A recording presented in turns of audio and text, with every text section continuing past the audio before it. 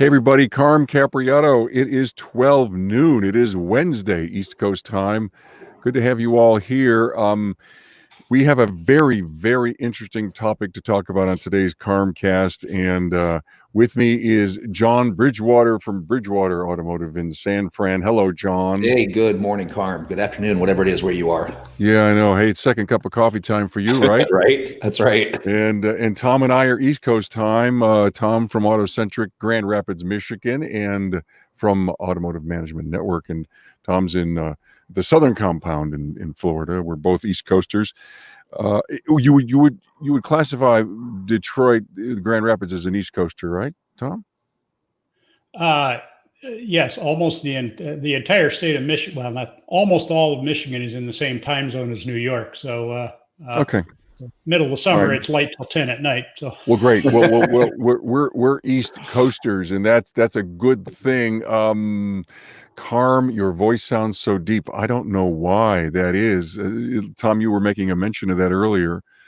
God, I'll be quiet then. I mean, who wants to hear such a deep voice? Who wants to hear Darth Vader on a Carmcast? But anyway, look at yesterday, just to let you know, we did a Carmcast on my experience with the CARES Act and the SBA loan application. It was really a great episode. It was episode number 68. Go to my website, go to Carmcast page, listen to 68. Some really big revelations came out of that based on banking relationships, et cetera, et cetera. And on Friday, we're doing our Town Hall Academy on stories from the coaches front line. Coaches front line, some great stories. We're gonna have some coaches come on and tell stories like they've never told before about the success and the challenges that they've had with the automotive service professionals. So it's a brand new series that we're going to start. That would be Friday. Now, an update: $350 billion of money for the payroll protection program. And I heard this morning that they're asking for another $250 billion. Wow. Another $250 billion. And based on how Washington works, they hope to bring it up in both Senate and in House and to have it, quote, quote, quote, approved, and the president signing it by the end of the week. That takes it up to $600 billion. Apparently, there's been a phenomenal surge in it. They knew they had to work some kinks out. So my point to everyone who's listening, who's a shop owner in the industry, watch Carmcast 068. That was is that the one I said yesterday? Yeah. And get a feel for how easy it was and how challenging it was for a few of the members. It depends on the bank's requirements and the SBA, but it's reachable, and you can do that. A couple of other things that I heard, that they're even thinking of providing hero pay for many of the workers that have been putting their life. And then one final thing I just love to mention is so many of our automotive aftermarket professionals, their spouses are teachers and they're home and they're not working, but yet they are. I found out that there's 124,000 schools closed, 55.1 million students that are online being taught in some form or fashion. Teachers and students the parents are rising to the occasion, which I'm happy to hear, using technology like they've never done before to stay in touch.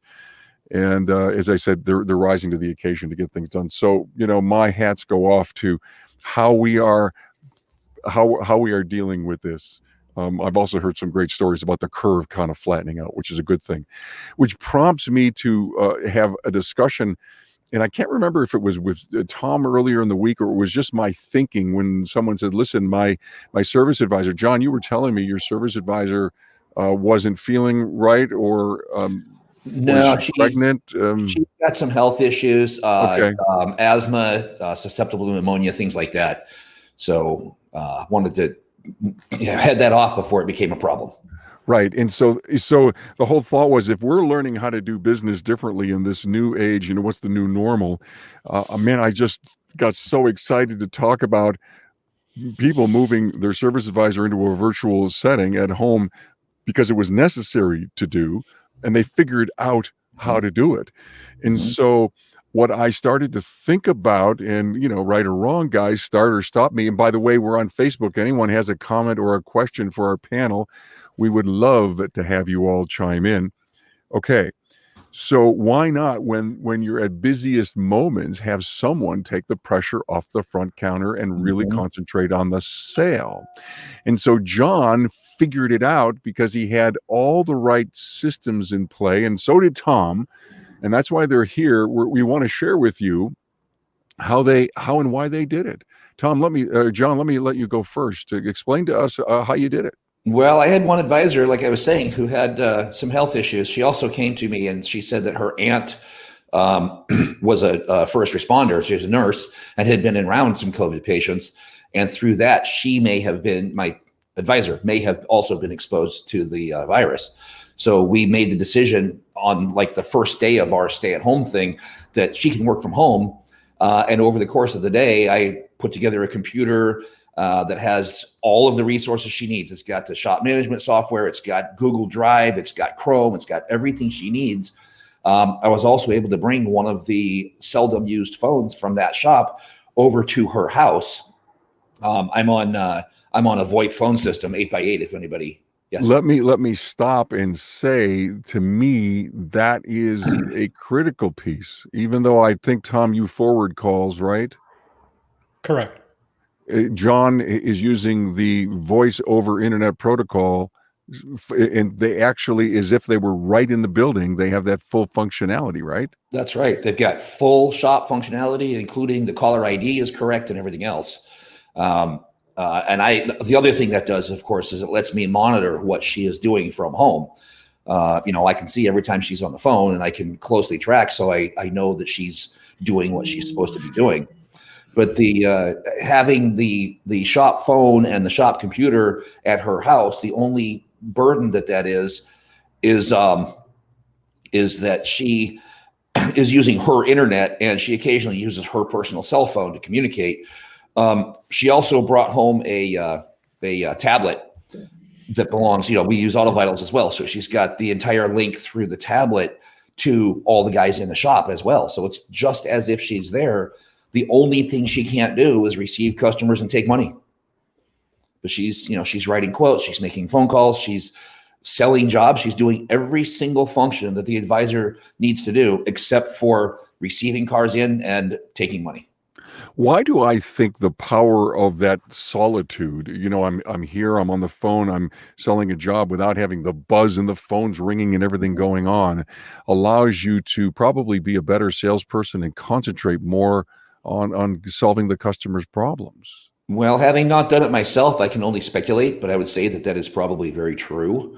That she is able to stay home. Her husband also is at home quarantined, so he's able to take care of whatever else. But she's able to concentrate on getting the stuff done, making the phone calls, focusing on what it is that she is saying on the phone calls with no distractions at all. I'm also blessed that she's very capable and self-motivated to do such a thing. Got it. There are others who I think would not do as well. So hey, I'm gonna do something right now. Everyone's saying I got a Barry White voice going on, so I'm going to attempt to remove myself from the stream and then come back on, and maybe that may change.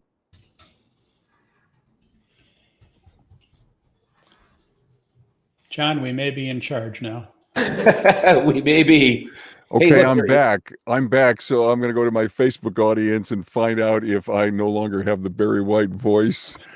And if so, I may just go into the recording studio and do I Just Can't Get Enough Baby for everyone. There you go. Just to clarify, Carm, it doesn't sound bad. It sounds different. So for people who don't know, they just think this is probably your normal voice. So my normal voice. Okay, just great. so you don't think it sounds bad. Okay, thanks. So let's clarify something, John. You said, well, she's using her cell phone and she's using her internet, but somehow I would assume that you may say, look, I'll give you X for working at home, right? I wouldn't even question it. If she asked for it, absolutely. Wouldn't be a problem at all. She's receiving full pay, full benefits. There's no cut. She's, full 8-hour days and the whole thing. So there's all that already. But if she were to ask, sure, I don't think it's an issue because it's literally, $10, whatever it is. But if she were to ask, it would not be an issue at all. Good. Now, Tom, describe to us how you're doing what you're doing. Brief little background. We've actually played with remote work type stuff, started playing with it back in 07, 08. So it's not anything new. And so we've refined some things over the years. As far as the most recent situation, our primary service advisor, his wife is pregnant, and this made her very nervous about the whole situation now, et cetera. And she says, "Gee, do you think you can work remotely?" And we had an extra spare workstation at the shop, and all the workstations are solid state computers with all ones with dual screens. So it's a nice setup. So he took that home. He's got that at his house. And then I talked to him earlier in the week, and I said, give me the pros and cons. Because I'm sure people are sitting here saying, well, there's got to be a lot of negatives. So I'll run them down real quick. Here's the cons. Less personal, no physical face-to-face. More difficult to read body language. More difficult to see things on the vehicle. Unable to physically be part of the shop team. Mm-hmm. And can be more easily distracted by non-work related things. That depends on your setup and your personality and so on. Right. On the positive side, and he's doing everything just as John described, everything. Everything except what you can't physically do. He says it allows you to be more focused. You feel less rushed when talking to customers on the phone. There's fewer interruptions. He has it set up in a separate room, daylight basement type setup. So it's a separate office, or was a bedroom, but he set it all up to be an office.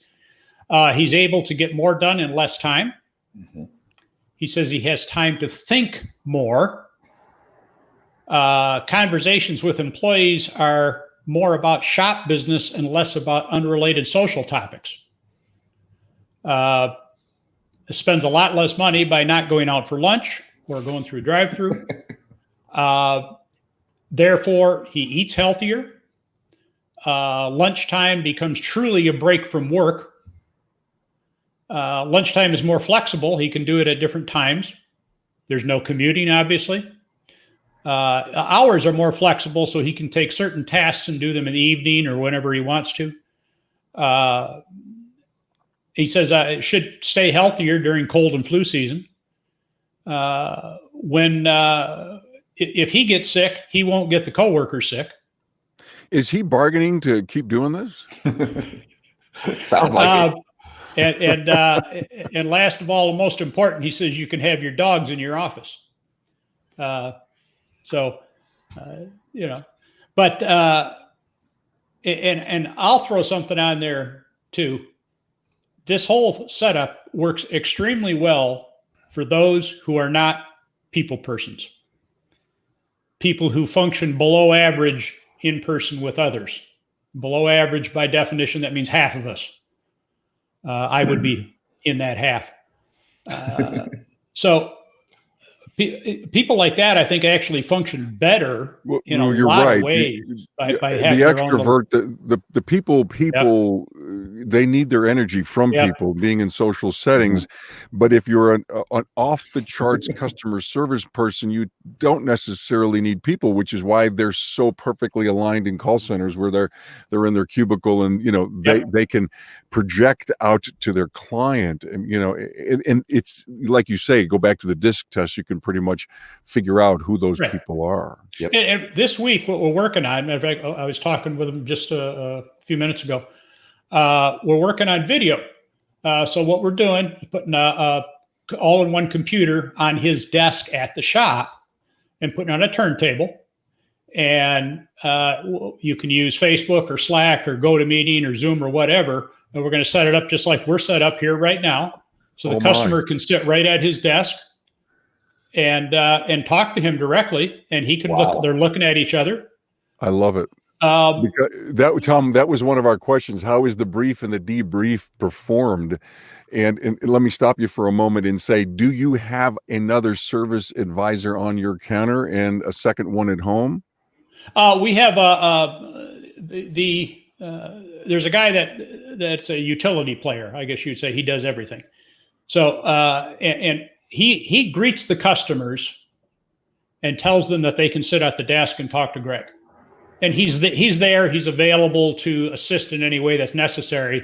Mhm. But this way, the customer can interact without no contact.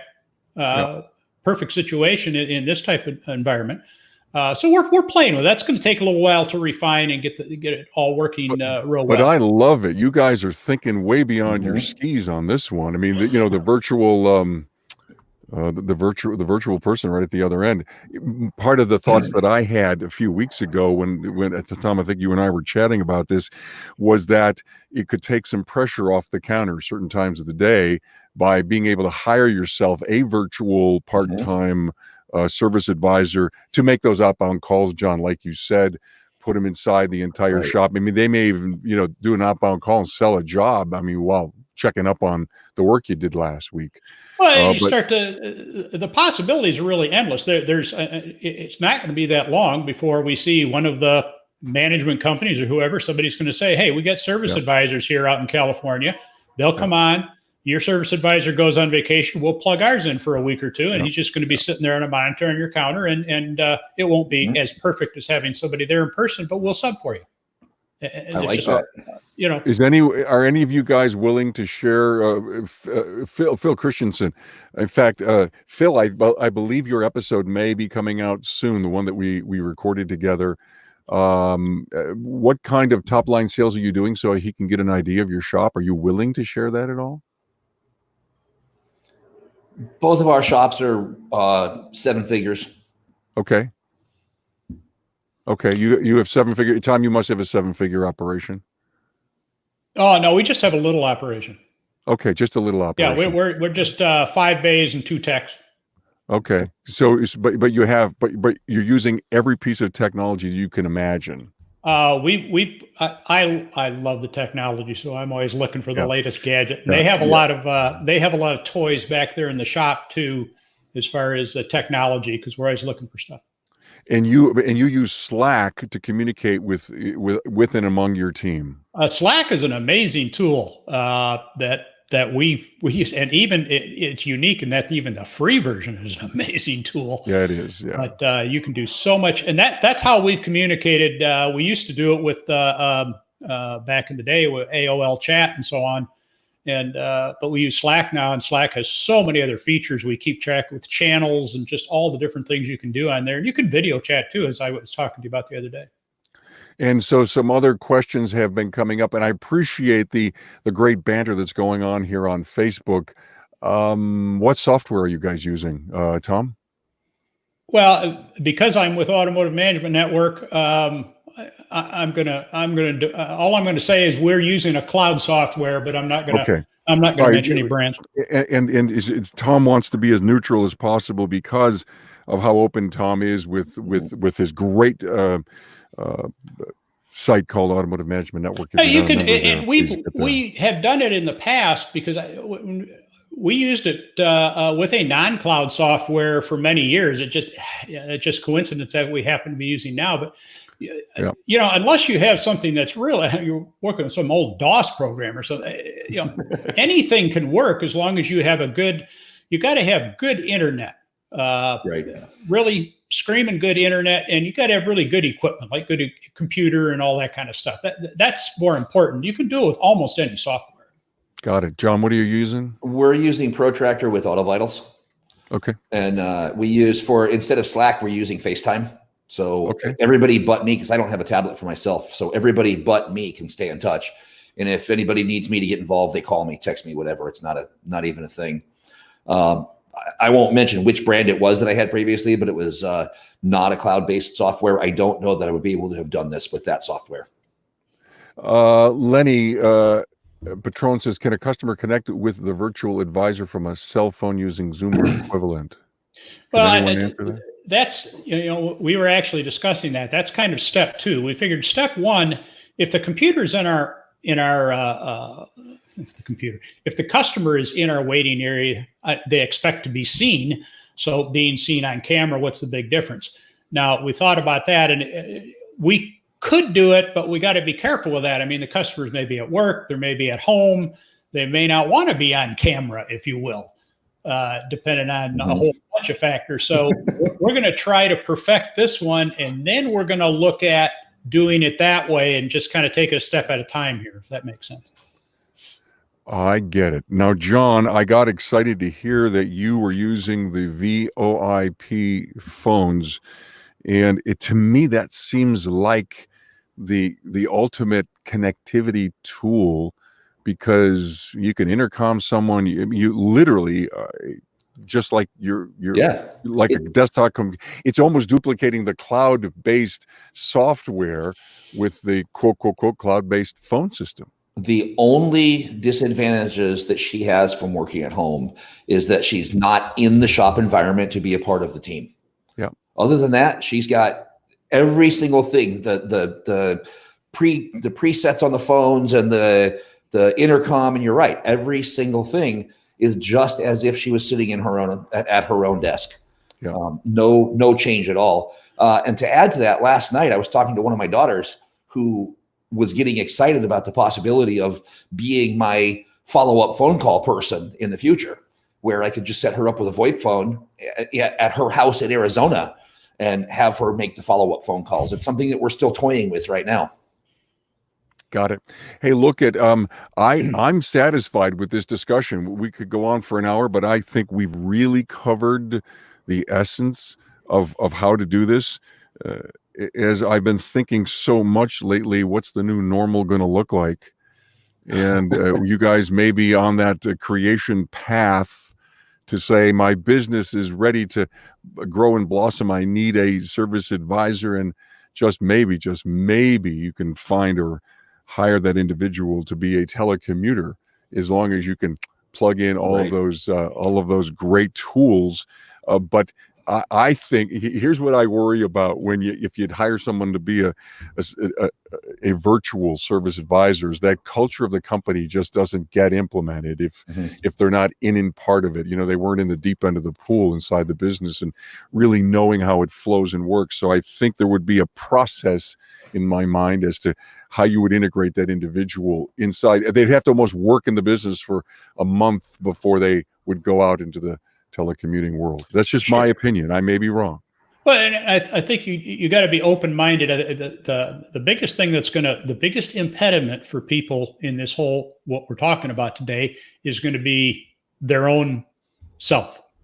Is just your own mind stopping to do it. But if you think about it, maybe you got maybe there's a wife, a mom, or whatever, and she gets there when the shop opens at 7:30. And most of the customers bring their car in the morning, and she talks to them and writes them up. And then at 10 o'clock, she goes home, and she works the rest of the day from home. And that way she's got the interaction with the people. The people have met her and they know who she is, et cetera. And she tells them, I'll be talking to you on the monitor for the rest of the day. Right. And so there you go. And you start using these tools. How can you blend them together? What can you do? And the possibilities are limitless. You're just limited by your own imagination, a lot of this. Yeah. Hey, Greg Buckley, real quick, you were asking, do our virtual service advisors have video access to the shop workflow? They do not right now, but it would be something I could very easily set up. I do have internet accessible cameras in both shops. Excellent. Hey, good. I'm sorry for the Barry White voice. I keep getting people on that. I'm so sorry, but this was very, very enlightening. We need to keep our ear to the ground on this as the possibility of a brand new way to do business. The technology exists, and so listen, everyone. Thanks for hanging out with us. Share this on Facebook. We're on YouTube. We broadcast live on our own page on the remarkableresults.biz/live. You can watch any of the Carmcasts right there. So thank you all so much for your support and continued success, and be safe as we continue to be in this unbelievable pandemic. Thanks, guys. Thanks, Carm. Okay, thank you. Have a great day. Oh, he bailed already. Hello. Yeah. Nice to see you, John. Yep, you too, Tom. Take care. Good night. Yeah, you too. Bye-bye. Bye.